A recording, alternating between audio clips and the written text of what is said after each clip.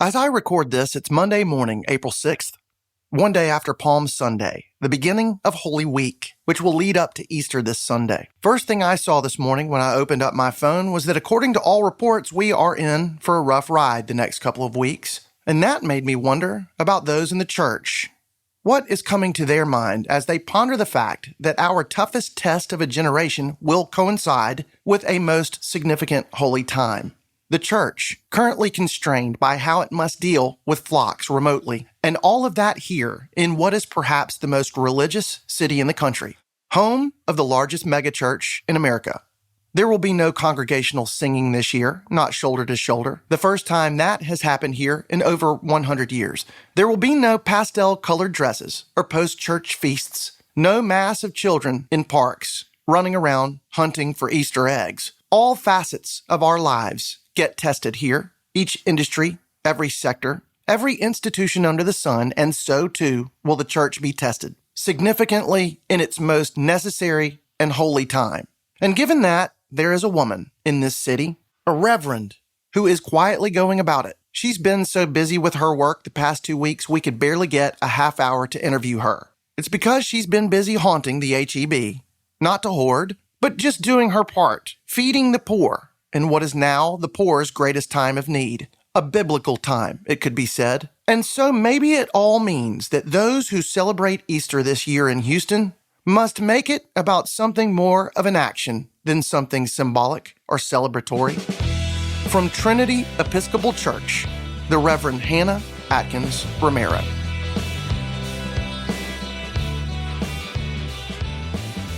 I couldn't imagine being homeless, actually, to tell you the truth. I heard a broadcaster say, though, on the other end of the spectrum one time, that it's really hard to go backwards in life. It's one thing if you've always had a kind of a meager income, just kind of going in a straight line in life. Although I will say with this sort of thing that's impending, I would think that everybody is in for some sort of a change. But that those who have always had much have always had the comfort, luxuries, etc. That it is incredibly soul-shattering for them to have all of that and know that sort of life and then have it taken away. In your experience, how do you think the rich people or the comfortable people are handling this crisis? And how are the poor people handling it in your outreach and in your ministry? And is there a discernible difference between the way the two groups are handling it? That's a really broad and good question. I think that as human beings, there are, a number of ways to react, whether you're rich or poor. And people are reacting with fear for good reasons, with anxiety, with trying to take care of themselves and others, and facing something that we've never faced before as a society. In the 2008 crash, there were all these articles about how to live with less for people who were experiencing a drop in income. And I used to laugh with my husband just because it's like, well, we already do that. That's called living a middle class life,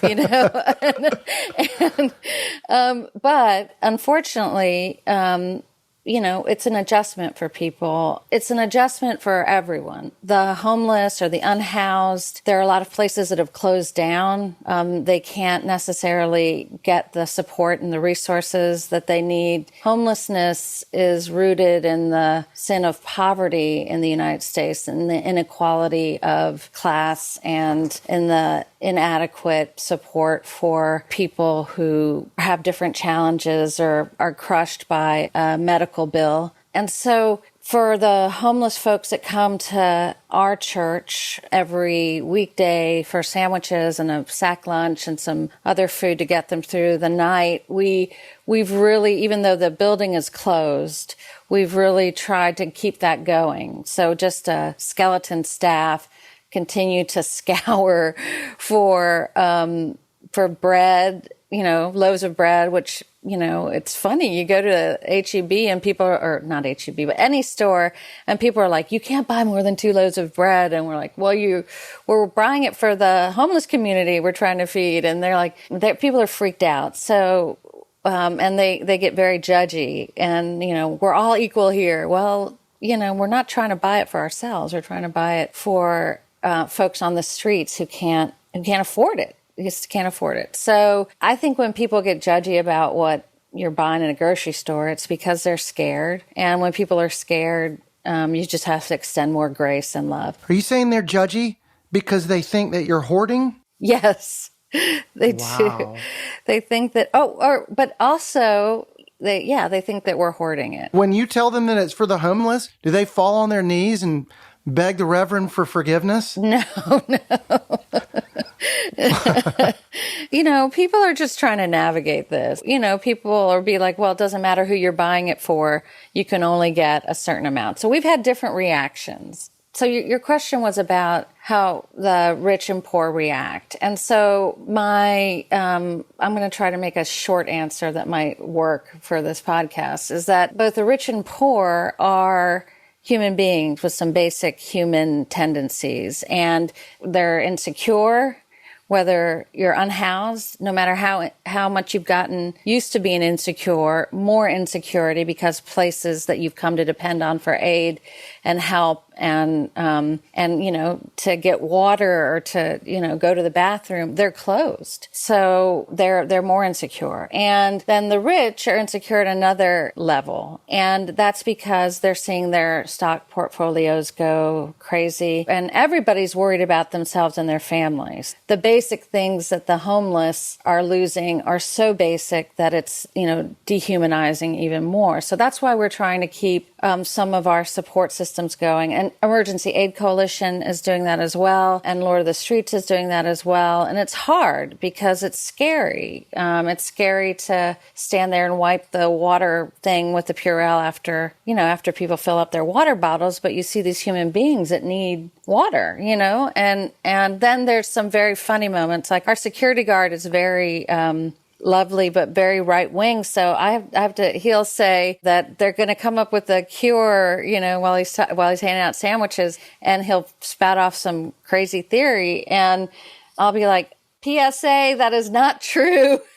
And then the homeless will come up with smart arguments against it. So we've had some interesting conversations. Theologically, for people who have basic needs met, maybe they'll understand, those who are privileged will understand more their dependence on God, and that their worth and dignity does not depend on what's in their bank accounts or what they're able to give to their children. Their worth and dignity is because they were gifted life by the Creator of all things. My producer, Scott, is kind of responsible for this interview today. When he came to your building to vote, he saw this gallery stretching down your hallway there of these church portraits that were taken on Easter Sunday that included every member of the congregation as far back as 1924. We think it's just devastating, he and I, that you are now facing a year where there could be a vacant spot on the wall. Easter 2020. One interesting thing about the gallery that he tells me I'm quarantined, so I can't come down there and see it. It shows a congregation that goes from black and white photography days as you walk down the hallway through to pictures with color and then to digital. And in the same way you walk that hallway, you see the congregation itself becoming more naturally integrated, more differentiated. Some of your congregation, as you just talked about, basically the ones with portfolios, and you're mentioning the sin of poverty. Some of your congregation must be okay, comfortable, have the cushion to weather it. Others, however, who were already on the brink could be already in survival mode. What torments you in your inability to reach those cases out in the community that you can't get to because of this quarantine? There are so many things. We had to postpone a memorial service for a father who, was beloved, and we had set up and worked with the family, the liturgy, the worship service, the coming together in a big group to remember is incredibly important for spiritual healing, emotional health, and grieving. And we weren't able to do that. There are people in the hospital that I can't visit, and they're very ill. As a priest, not gathering in person and not having the community gather together in person has just made my stomach hurt. And when I realized that we weren't going to be able to do Holy Week, some of the members of my congregation have said to me, well, I've never missed a Sunday at church. And to be honest, I've missed a couple of Sundays in my life at church, but I've never missed a Holy Week. I mean, I just haven't. My father's an Episcopal priest as well. And I love Holy Week.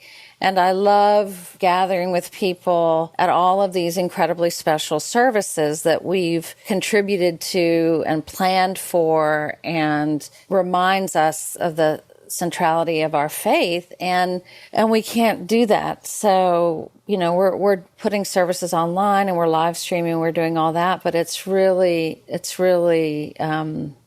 difficult for people of faith not to gather. I can't remember a time in my entire life when people couldn't get together and sing songs. I know music is a huge part of worship. It's a huge part of the service. What are we missing as a society that we can't get together and sing together, do you think? We're missing a lot. Any choir would tell you that when you sing together with people, you're super aware of each other in a way that you're not normally aware. You have to take into account how you harmonize, how your voice and your breath match with the other, and you have to breathe together, and you have, a goal of making this beauty. Now, there is that saying, make beautiful noise, which those who can't sing have to be incorporated as well.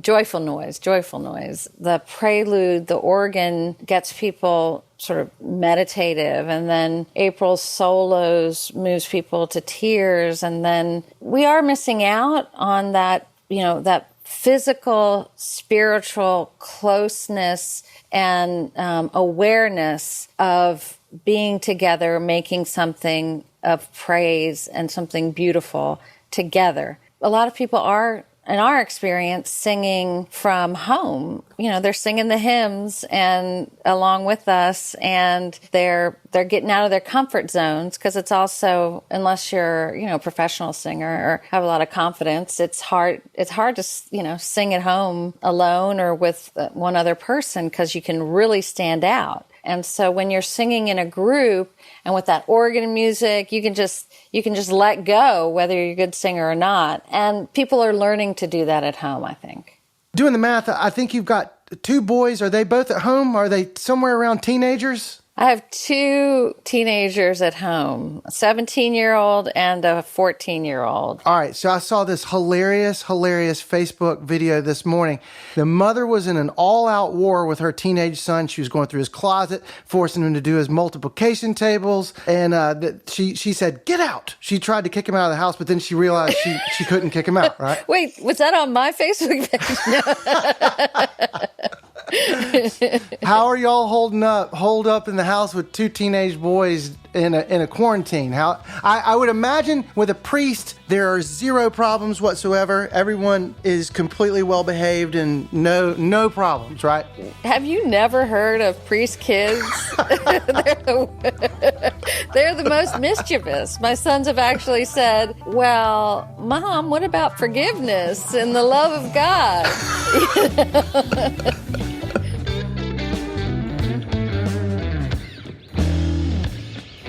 This has been Coronavirus Chronicle. Everyone involved here would like to thank all those people out in Houston who are inspiring us at the moment. The first responders, essential workers, healthcare professionals, everyone stocking the shelves, keeping us provided for in these uncertain times. You have our heartfelt gratitude. How could we ever thank you enough? And to our churches in this city, our charities, all of those who are out tending to the poor, feeding them, putting yourselves in harm's way, we wish you a safe and very happy Easter this Sunday.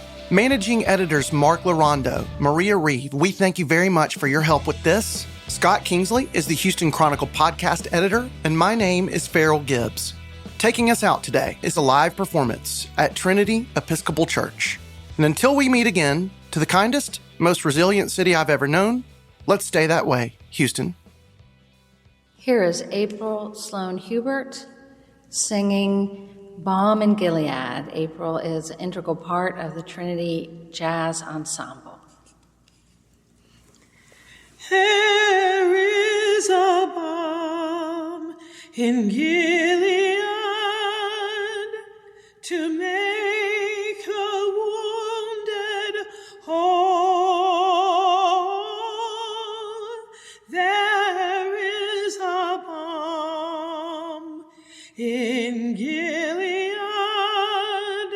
to heal the sin-sick soul.